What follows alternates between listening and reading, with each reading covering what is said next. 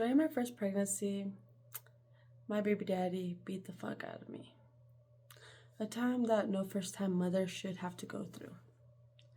A time that should be the happiest time you go through because those 9 months are supposed to be the best 9 months of your life. Not for me. I was beaten, battered, and treated like a piece of crap. The whole 9 months of my pregnancy, my unborn child, has braced for impact. Each and every time. Thankfully, by the grace of God, I did not lose him. My rainbow baby.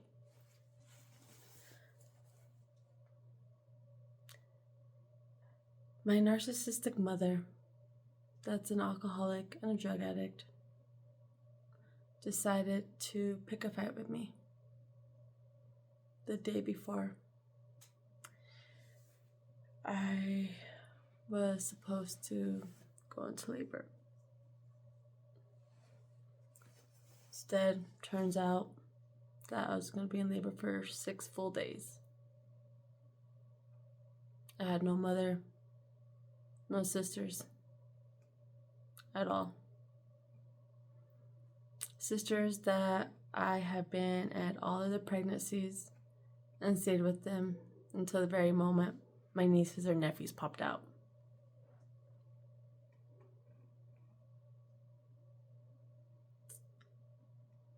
Family,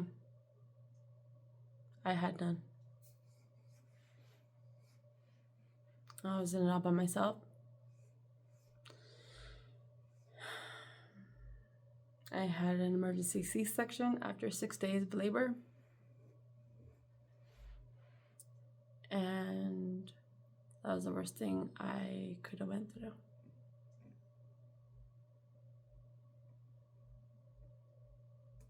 Imagine.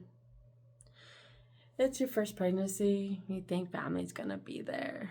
You think that it's gonna be the most happiest moment of your life, and it's actually the worst. I come home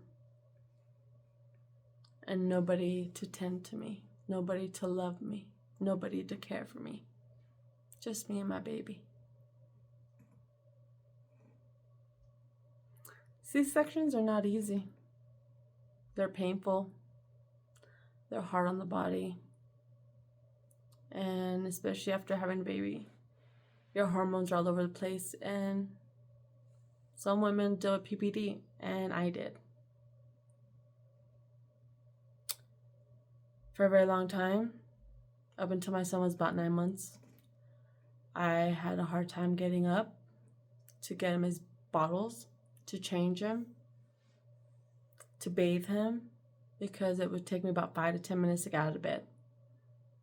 Because having a C-section, you really need somebody there to care for you. I had none of it. I suffered. Man, did I suffer. Not weeks, but months.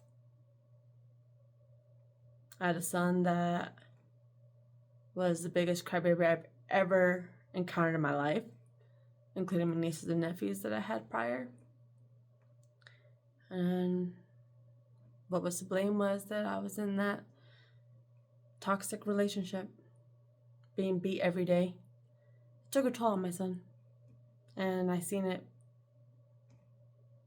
because that's all he did was cry, all day, every day.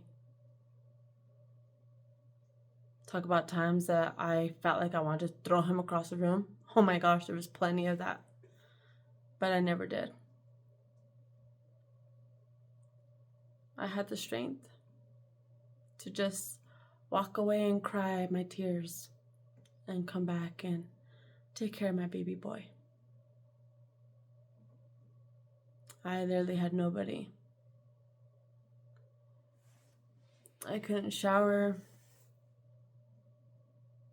I couldn't change my clothes. Nothing. It was so painful. And let's talk about the first shit you take after a C-section. Oh my gosh. Is that fucking painful. For those of you women that have had C-sections, y'all know what I'm talking about. And imagine you're going through your first one and your baby's crying on the bed and you can't get to him. He's literally there crying and crying his eyes out. And you're just wishing in the back of your mind, like, fuck, I wish I had somebody there. Fuck, I wish I had somebody to rescue me right now. But nope. There's nobody there. It's just you and your baby. That's what I went through. And that's what I had to go through. Family ain't shit nowadays. I know mine ain't. My family's full of nothing but narcissistic motherfuckers that want to act like they love you, but in reality, they just come when it's convenient for them. If it's not for them, they don't give a fuck. And that's what I had to learn 5 years ago. My family ain't shit. Yeah, I was the one that was always there. Not no more. You know, there's times in your life that you have to live and you have to learn. And let me tell you, I lived and I learned. But most of all, out of this whole situation, I learned how to love myself.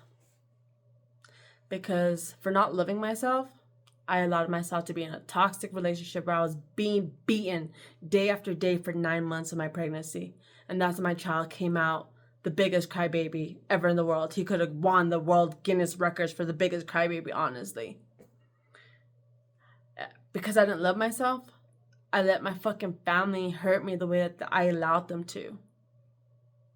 I let them come into my life time and time again after so many different times of betrayal with those motherfuckers. And they hurt me. They breadcrumb me to make me think, oh, I'm here, family. I love you. But yeah, when I needed them, where the fuck were they at? Nowhere to be seen or found. So what? You know what I could say? Fuck y'all motherfuckers.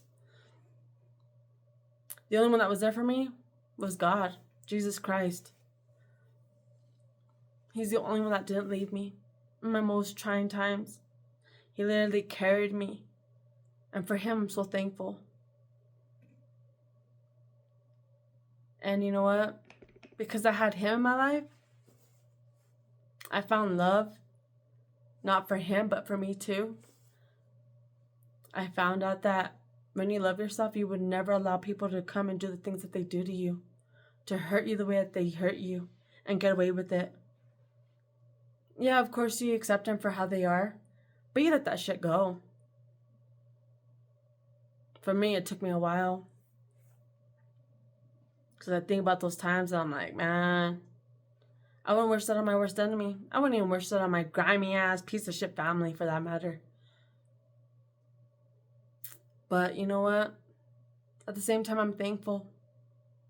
Because if they wouldn't have showed me how awful people they were, they'd still be in my life today.